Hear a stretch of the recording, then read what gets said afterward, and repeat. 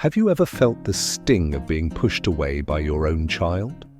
Why do years of love, sacrifice and care sometimes return in silence and cold indifference? And could it be that this pain is actually a hidden door to your deepest sense of freedom and peace?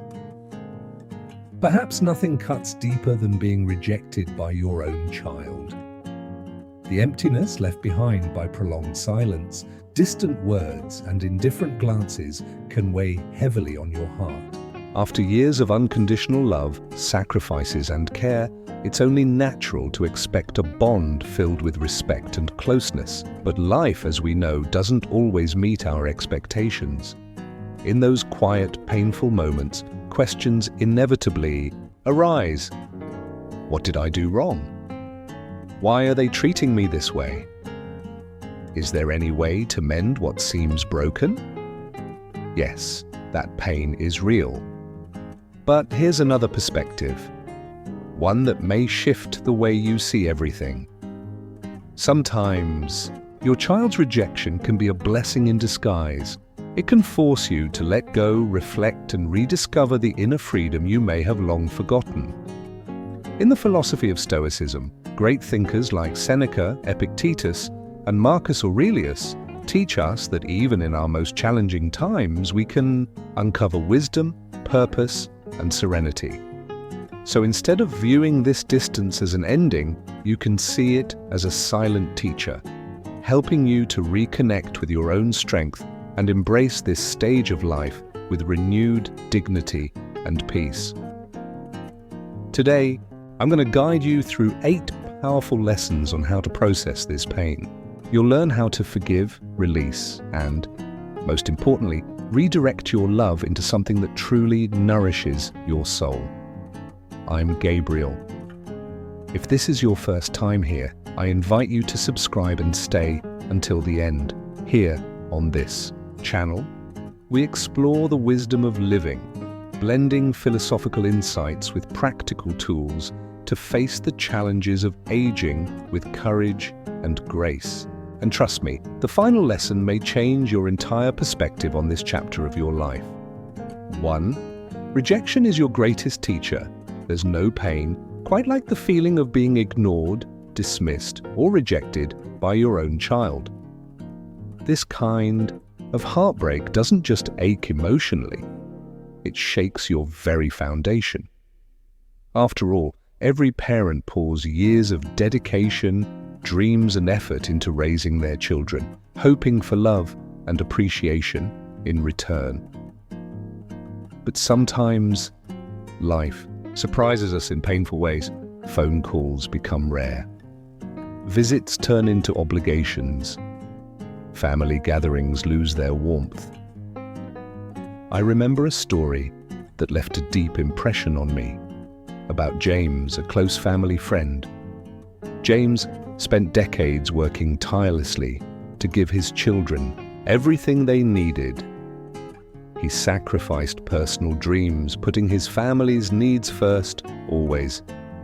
Yet, in his later years, he was met with silence. His children seldom visited. Conversations became sparse. One day, James shared something with me that I will never forget. For years, I kept asking myself what I had done wrong. Why don't they love me the way I love them? But now, I understand. The real problem wasn't only them. It was the expectations I built in my heart. That belief that I deserved something in return for all I had given. That was what destroyed me the most. This realization reflects a core lesson of Stoic philosophy. Our suffering does not come from what others do, but from how we interpret their actions. Epictetus once said, "It's not events themselves that disturb us, but our judgments about them. Your children have their own lives, challenges, and priorities. The rejection you feel may seem deeply personal, but often it's not. More importantly, their actions do not define your worth as a parent. This marks the true beginning of transformation. It's not about giving up. It's about freeing your heart from the heavy burden of unmet expectations." Marcus Aurelius once wrote, "Love whatever happens to you, for it was meant for you." Take a moment to reflect. How often have you given, secretly hoping to receive something in return? It's natural to desire love and recognition, but when that desire turns into a requirement for happiness, you surrender your inner peace to someone else. I asked James how he managed to move past his pain. He smiled and said, "I started looking inward. I stopped expecting them to fill my emptiness and asked myself how I could fill it on my own. I realized peace doesn't come from others. It comes from within. When I stopped waiting for something from my children, I also stopped suffering from what they couldn't give me. You see, your child's rejection is not the end of your story, nor does it define your entire life. Instead, it opens the door for self-reflection, or inviting you to ask, how much of this pain comes from my unmet expectations? This marks the moment to start building a new relationship. A relationship with yourself rooted in acceptance and self-love. As Seneca once said, as long as you live, keep learning how to live. In this case, learning to live means letting go of expectations and finding your worth from within, not in how others treat you. So today, I invite you to pause and look inward. Ask yourself honestly, how much am I letting my child's actions determine my happiness? And more importantly, what freedom might I discover if I choose to let go of this burden? Because true love does not demand, and true peace does not depend on what others do. Both reside deep within you, just waiting for you to recognize them. 2. Letting go to set yourself free. The love between parents and children often feels natural and unquestioned. But what happens when that love no longer flows the way it once did? Maybe you feel that something has broken. The bond you carefully built has now been replaced with silence, distance, or indifference. This is without doubt one of the deepest pains one can experience. Yet, at the same time, it offers one of the greatest opportunities for personal growth and inner strength. At this point, we need to talk about control. Stoic philosophy reminds us that much of our suffering stems from trying to control what is beyond our reach. Epictetus explained this perfectly. Some things are within our control, and some things are not. Your child's actions, thoughts, and decisions are outside your control. You can guide them, support them, and love them. But you cannot decide how they act or feel. However, there is something you can always control: your own perspective. Often, a child's rejection feels like a personal attack. But in reality, it rarely is. Adult children carry many burdens, work pressures, emotional challenges, unresolved wounds, many of which they may never share with you.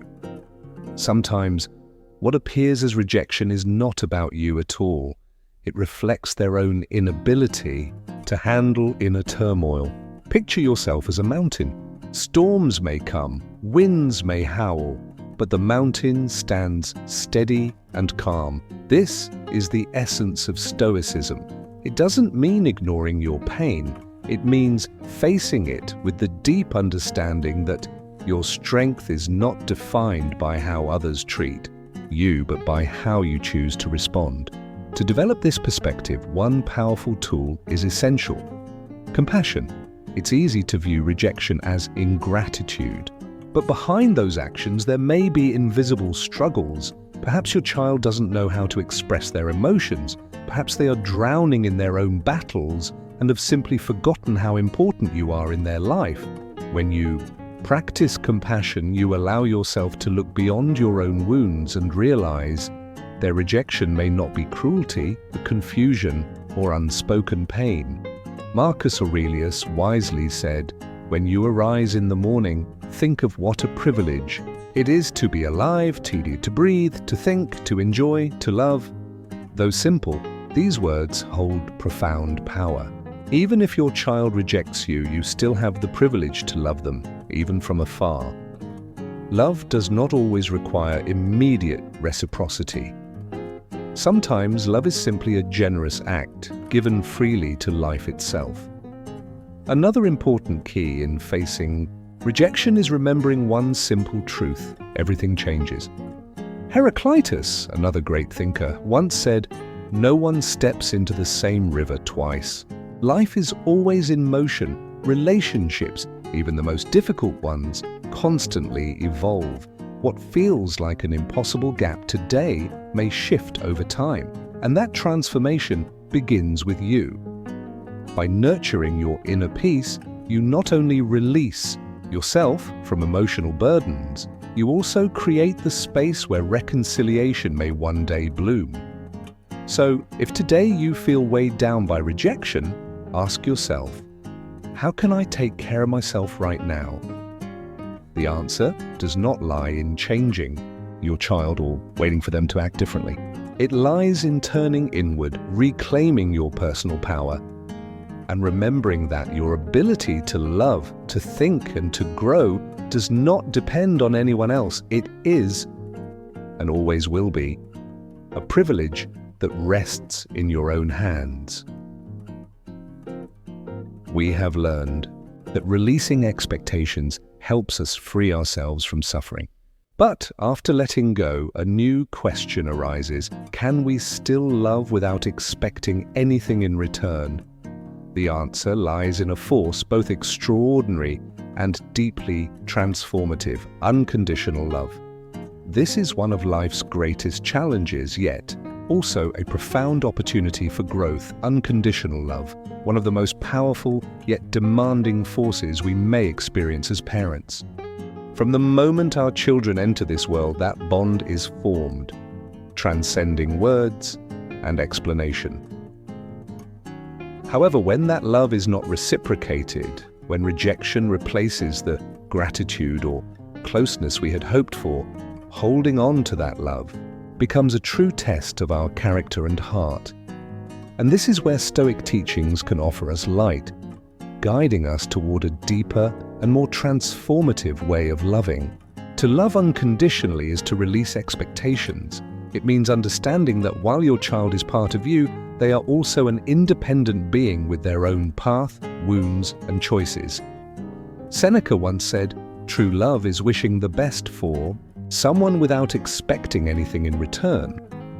This kind of love is not based on how others treat you or whether you are valued the way you deserve.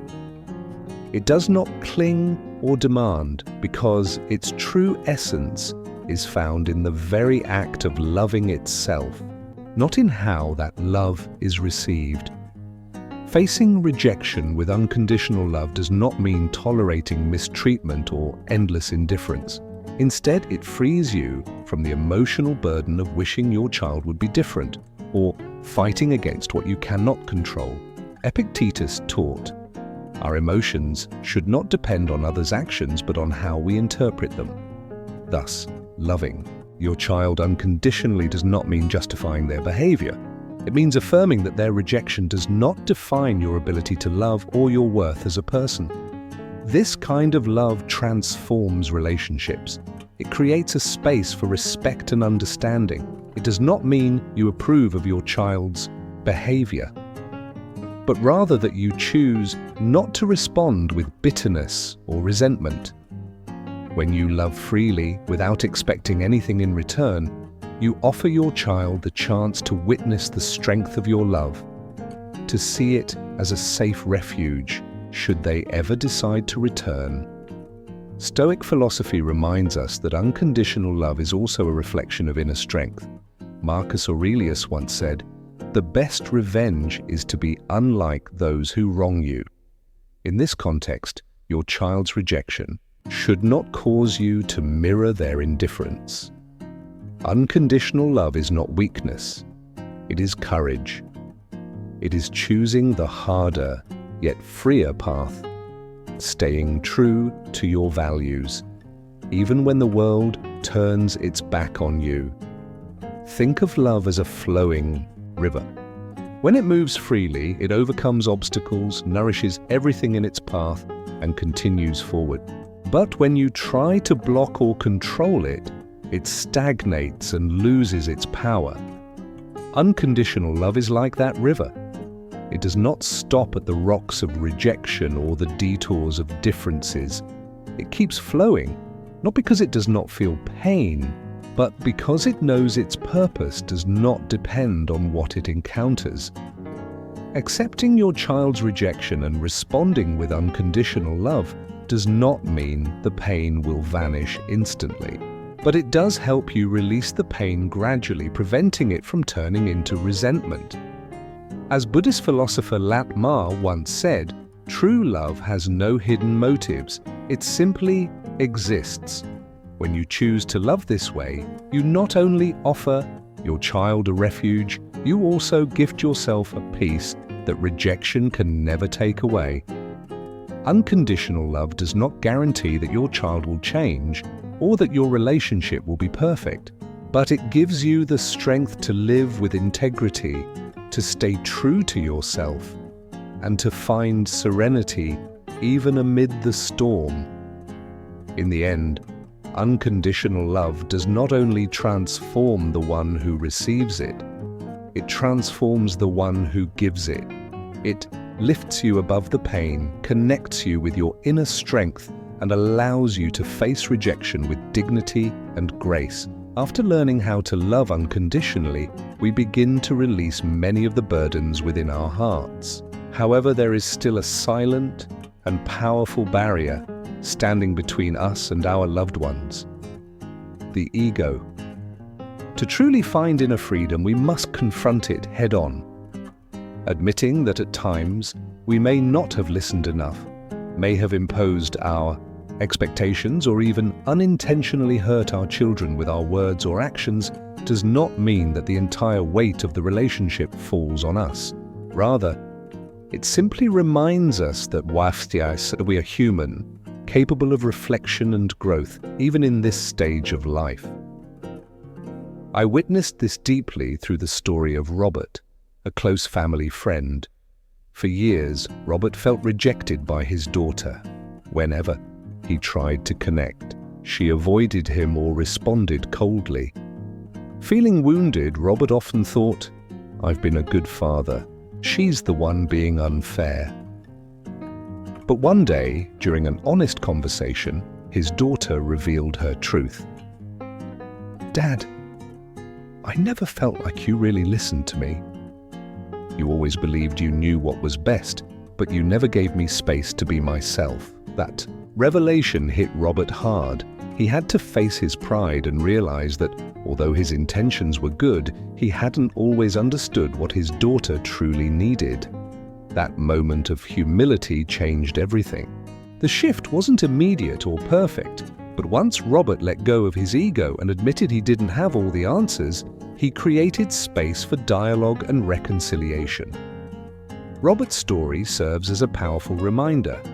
When we stop clinging to our pride, we allow relationships to evolve and heal. Stoicism also encourages us to release rigid judgments. Marcus Aurelius once wrote, "Do not let your mind be filled with premature judgments. Approach each situation as if seeing it for the first time." Instead of assuming that our child is being unfair or that their rejection is a personal attack, we can step back and ask, what can I learn from this? How can I respond calmly rather than react emotionally? Pride can also blind us to opportunities for change. It whispers that when we are hurt, we should wait. Wait for our child to apologize or admit their faults. But what if we were the ones to take the first step? Not out of weakness, but out of love and courage, saying something like, "Maybe I didn't do everything perfectly, but I'm willing to listen and grow," is not a sign of weakness. It is a strength born from humility. Remember, pride is like a wall. It separates us from those we love most. Tearing it down does not mean losing something. It means finding a path toward understanding and connection. Epictetus once taught, Man is not meant to be invulnerable, but to be adaptable to life. Being adaptable does not mean sacrificing your dignity. It means understanding that true love sometimes requires flexibility, deep listening, and growth, even when you are hurting. So if pride is weighing on you right now, ask yourself, what matters more, being right or being at peace? Holding on to the belief that I am blameless or opening myself to a deeper relationship? The answer does not lie in your ego, it lies within your heart. If you're finding value in this video and discovering new ways to embrace serenity and purpose, even in rejection, please consider subscribing and hitting the like button. This helps me continue creating meaningful content to support those navigating this stage of life with inner strength and emotional clarity. Stay with me until the end, because the final lesson will show you how to turn this challenge into a powerful opportunity to redirect your love and live with renewed purpose. After learning how to let go of pride, another challenge emerges. Even when you forgive yourself and try to reconnect with your child, the outside world may not be so forgiving. The judgment of others, whether subtle or direct, can become a quiet but persistent test of your peace. People may not understand the dynamics of your relationship with your child. They may not know the journey you've walked, your true intentions, or the efforts you've made, and yet harsh looks, whispered words, and uninformed opinions can still find their way into your life. So how can you maintain peace in the face of such judgment? It all begins with a shift in perspective. Ask yourself, is it really worth spending my emotional energy on opinions that do not define who I am? Marcus Aurelius offers profound wisdom here. Do not let the opinions of others become your thoughts. When you allow external criticism to shape your self-image, you are giving away control of your inner peace to people who have no right to define your worth. But that doesn't mean you should ignore all opinions. What matters is learning how to filter them carefully. Ask yourself, does this person truly know me? Do they understand my full story, and are they speaking from a place of love and respect? If the answer is no, then their opinion does not deserve space in your mind or heart. Imagine for a moment that your inner peace is like a garden. The judgments and criticisms of others are like passing winds, inevitable but fleeting. If you allow every gust of wind to uproot your flowers or wither your fruits, you will never enjoy what you have nurtured and grown. But if you guard your garden with clear boundaries and a commitment to yourself, the wind can blow as fiercely as it wants, and yet your serenity will remain undisturbed. This is imperturbability, not building walls to keep people out, but maintaining control over what you allow into your emotional space. Another important strategy is remembering this simple truth. Judgment often says more about the person who judges than about you. Criticism is frequently rooted in others' insecurities, fears, or unmet expectations. Those who judge you for being rejected by your child may simply be projecting their own fears of failure or their desire to feel superior. Realizing this allows you not to take their words personally. Moreover, how you respond to judgment becomes a lesson for those around you. When you react not with anger or defensiveness, but with calm and dignity, you send a powerful message. My worth is not up for debate. I do not need to justify myself to anyone. This quiet strength protects your inner peace and inspires others who may be facing similar struggles. Sometimes social pressure is not only external, it becomes an internal voice that whispers, I have failed as a mother. People must think I didn't do enough. What kind of father am I if my child rejects me? But understand this, those voices are not yours. They are echoes of external expectations that have no rightful place in your personal journey. Seneca wisely said, the most powerful person is the one who has control over themselves. That control also means knowing how to silence voices that do not serve your well-being. Ultimately, the judgment of others loses its power when you find value and purpose beyond external relationships. Your identity is not solely defined by being a parent, and certainly not by the opinions of outsiders. Engage in activities, passions, and connections that remind you of who you truly are. Whether it's reading, creating art, volunteering, or simply spending time with yourself. These things will reconnect you with what truly matters. Facing the judgment of others is never easy, but by cultivating inner serenity, you become unshakable.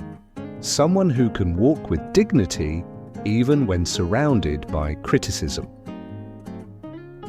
Epictetus once said, "Only the person who governs themselves is truly free." You have that power, and by embracing it, you protect your peace and prove that no outside opinion can ever define you. After overcoming the judgment of others, you've already taken an important step toward healing. But there is still a deeper weight that lingers quietly within: resentment. Only when you truly learn to release this can your heart find true freedom. Marcus Aurelius once wrote, "The best revenge is to be unlike the one who wronged you." This is not about revenge, it's about rising above.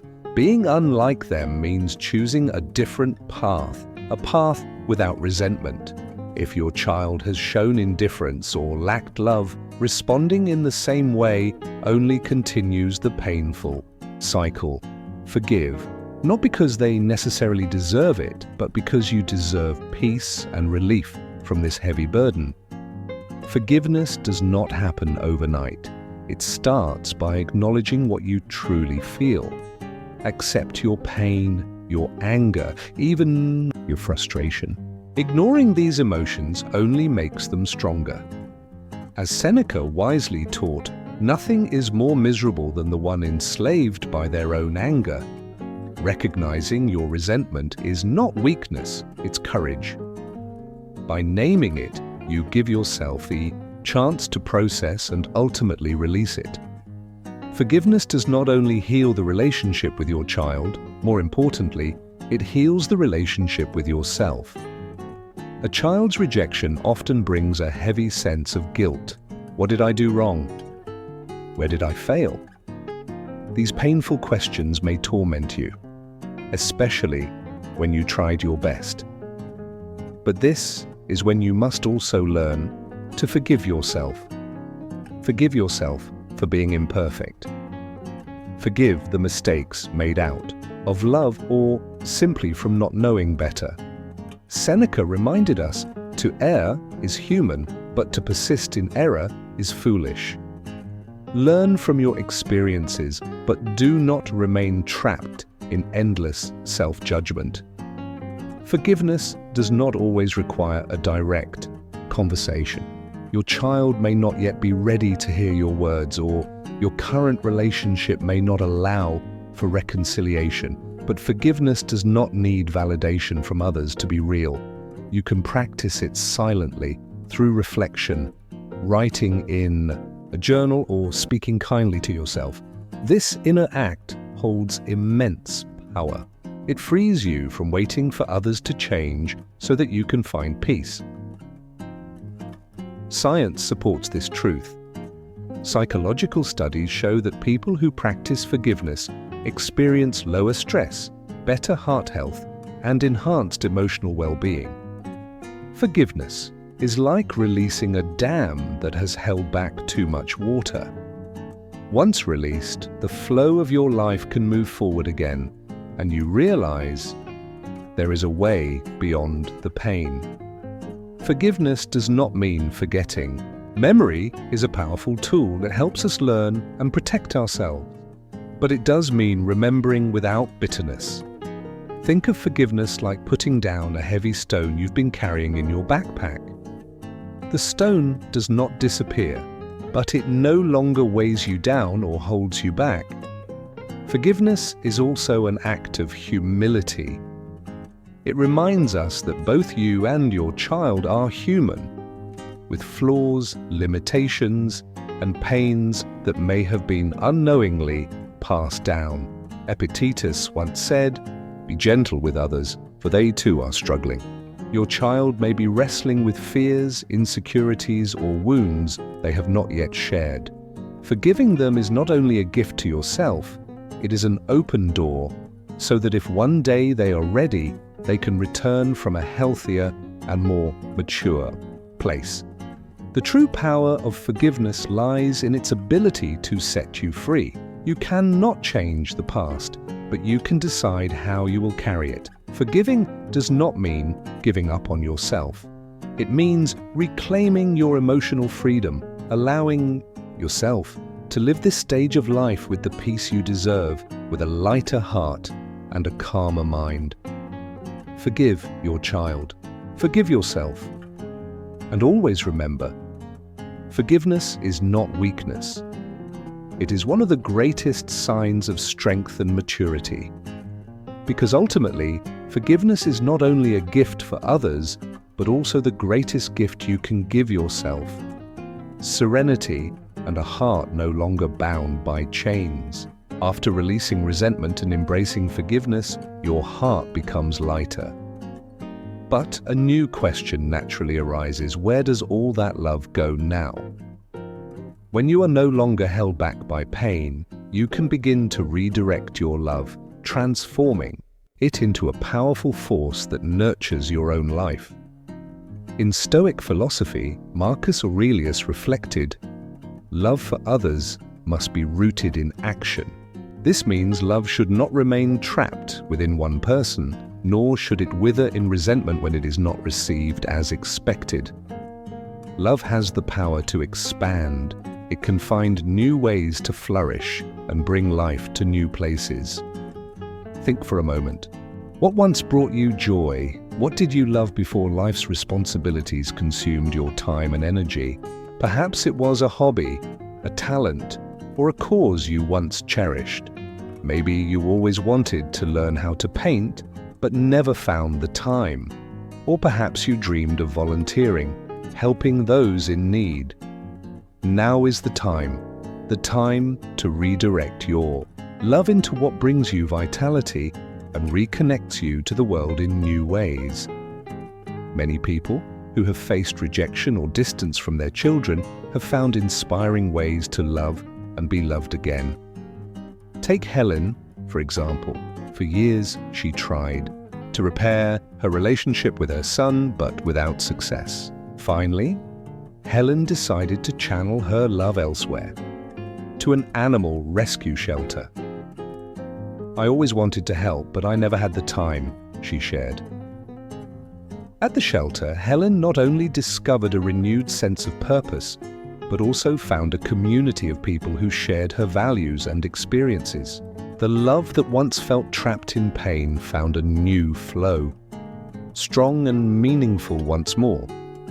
Redirecting your love can also begin with strengthening the connections you already have. Perhaps there are friendships you've neglected, or family members with whom you could build deeper bonds. Seneca wisely said, "Friendship is always beneficial." Your relationships do not need to be limited to immediate family. You can choose to surround yourself with people who appreciate and enjoy your presence. That too is love. Beyond human connections, love can be channeled into meaningful causes or creative activities.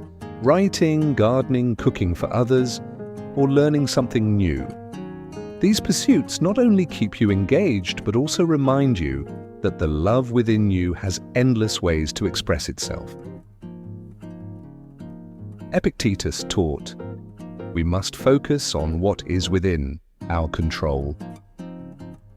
Your child's behavior may be beyond your control, but how you choose to live and express your love, that is always within your power.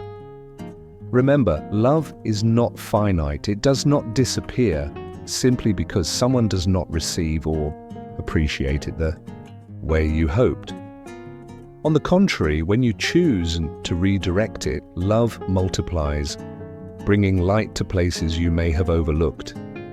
And this is not just about giving, it is also about receiving.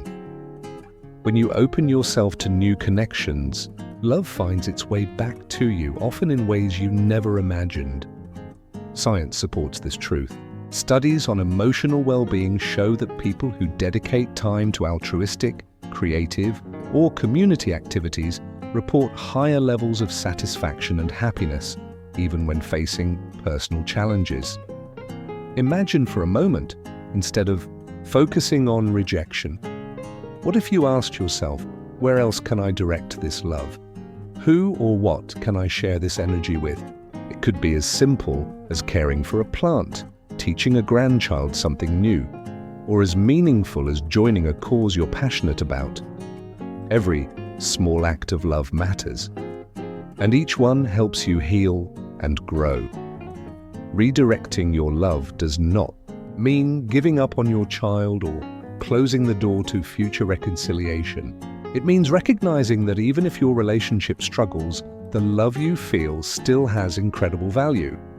It means choosing to express your love in ways that expand you, not confine you, and that prevent you from being trapped in sadness or rejection. Ultimately, love does not run out. It is an energy that can transform, regenerate, and multiply. By redirecting your love, you are choosing not to remain stuck in pain, but to move toward a space of creation, connection, and meaning. And in doing so, you will realize rejection does not define your ability to love. It may instead become the catalyst that helps you discover new and beautiful ways to live fully. Once you've learned to redirect your love, a new journey naturally begins. The journey of redefining yourself. Freed from old roles and the of rejection, it's time to ask, who am I beyond being a parent? As we age, and especially when faced with distance or rejection from a child, life invites us to rethink our purpose, not as a sacrifice, but as an opportunity to rediscover who we truly are. For years, perhaps even decades, your identity may have been deeply tied to being a mother or father.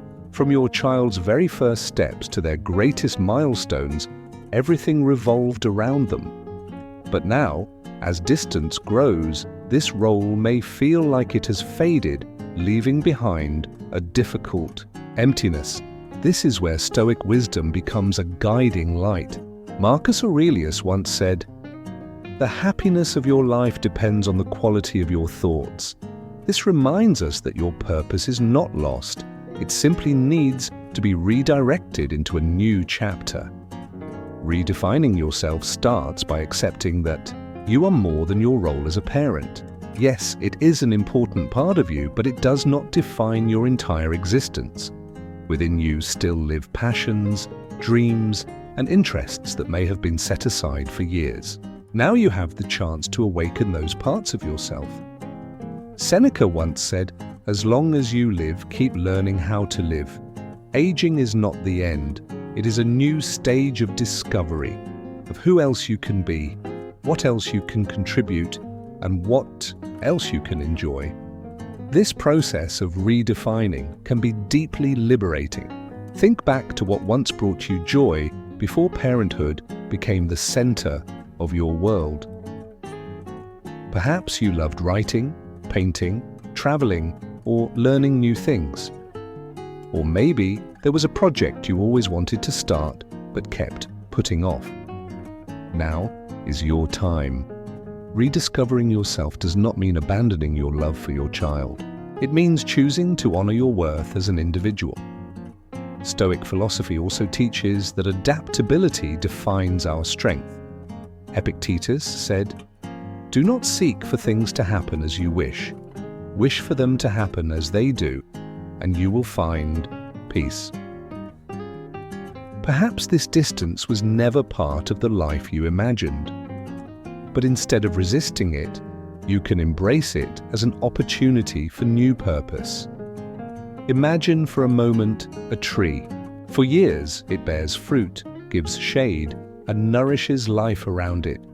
But when autumn comes, its leaves fall and it stands seemingly alone.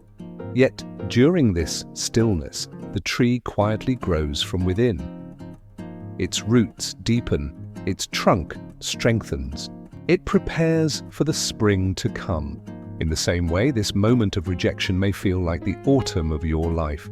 But it is also a time to strengthen your inner self, deepen your roots, and realize your purpose extends beyond what you have given.